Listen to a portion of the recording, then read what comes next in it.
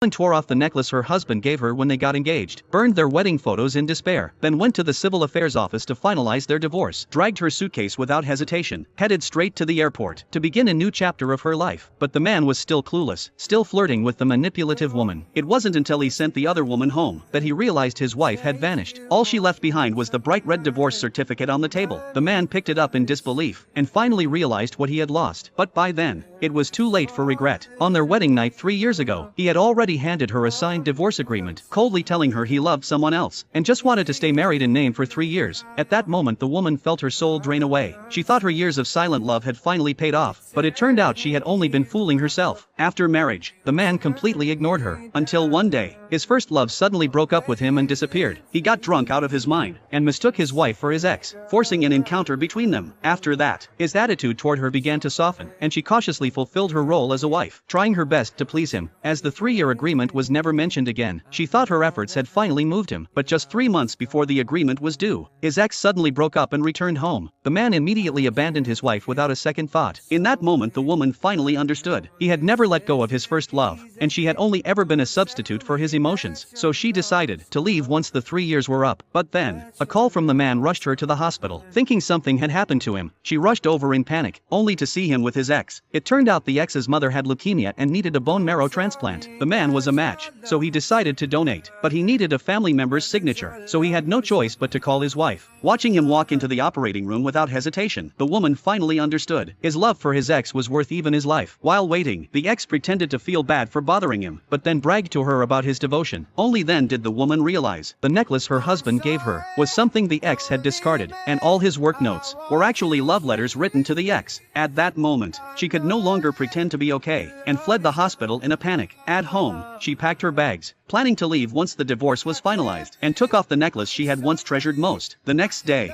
she accompanied the man to a family dinner, where his mother pressured them to have a child soon, but the man firmly refused. His mother was furious, and dragged the woman to the study. At the same time, the man got a call from his ex, so he left the woman behind and walked away. In the study, his mother made the woman kneel, blamed her for not stopping the man from donating bone marrow, and eventually punished her with a family whip. While she suffered in silence, the man was still chatting happily with his ex. When the woman woke up, she was already in the hospital, and the man was suddenly attentive, carefully taking care of her for a whole week. She almost let herself fall again, but then the ex suddenly showed up. The man immediately pushed his wife aside, eager to distance himself from her, and rushed after the ex to explain, completely forgetting about his injured wife. That moment broke her completely. Soon it was the man's birthday. She gave him a gift she had carefully chosen over months, but the ex pulled out a rough handmade scarf. Everyone mocked her for it, but the man happily wore it on the spot, saying handmade gifts were more meaningful than expensive ones.